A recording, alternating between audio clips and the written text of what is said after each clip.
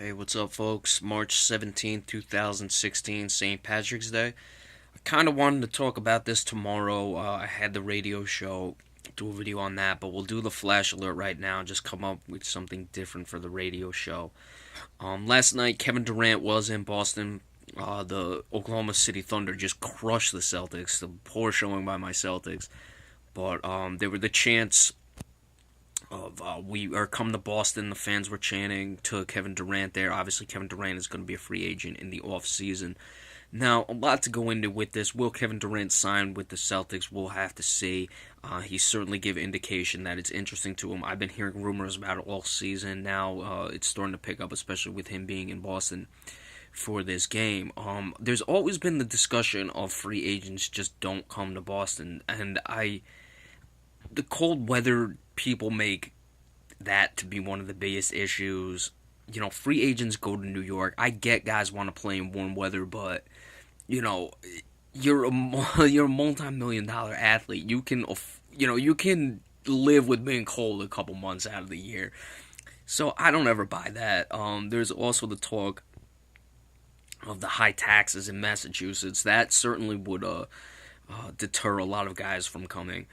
I can understand that you don't want to pay that much in taxes, so that's certainly an issue. But I really wonder why guys just write the Celtics off. There's got to be something more to that.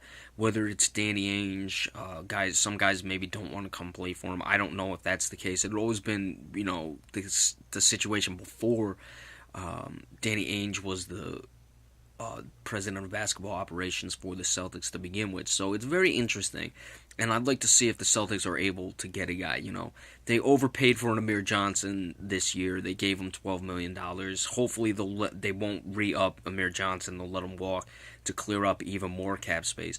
I don't see how you can't seem to overpay for these guys. I mean, the Milwaukee Bucks were able to get Greg Monroe. Now, Greg Monroe, granted, is not on the level of a Kevin Durant.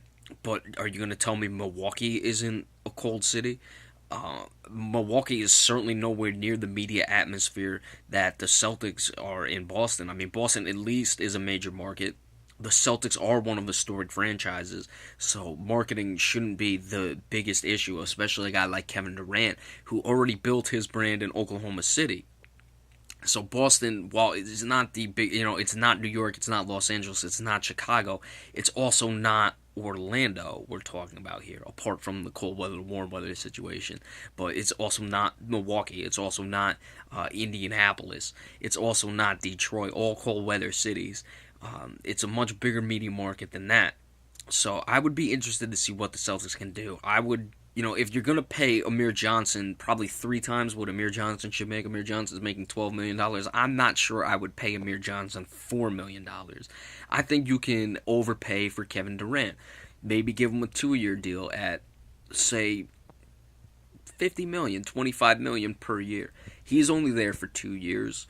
You get the guy for a little bit. He doesn't like it. He leaves in 2 years. He's overpaid. He's making some more money, but you're not completely ruining your salary cap because it's only a 2-year contract.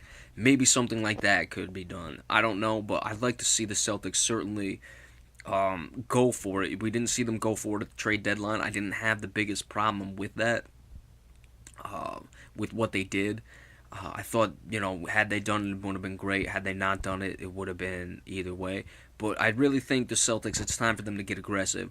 They're in the middle of a 3-game losing streak right now. I'm not too worried about that. I still think they're going to get in the top 4 in the Eastern Conference. And the last time they had a poor showing, they went 1-5. They went on the run that was pretty extended right up until this point where they've gone on the recent losing streak.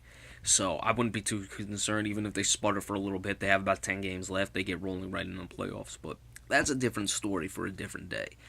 Let's see if the Celtics are really aggressive in going after Kevin Durant. I think there's ways to do it. I think you can lure a guy there and overpaying for him, things like that. Whatever you got to do, you can find a way to get him there. But let's see what the Celtics do. And again, we were going to discuss that on the radio show tomorrow, but instead we're doing that today because the game happened last night. And hey, it's St. Patrick's Day. Might as well talk a little Celtics with that. So be sure to stay tuned tomorrow. For those of you who want to tune in, 90.5 HD3, of course, we'll upload the videos. All subscriptions we would really appreciate as well. and anything else that comes across the wire, we will be sure to bring it to you. So thank you all so much.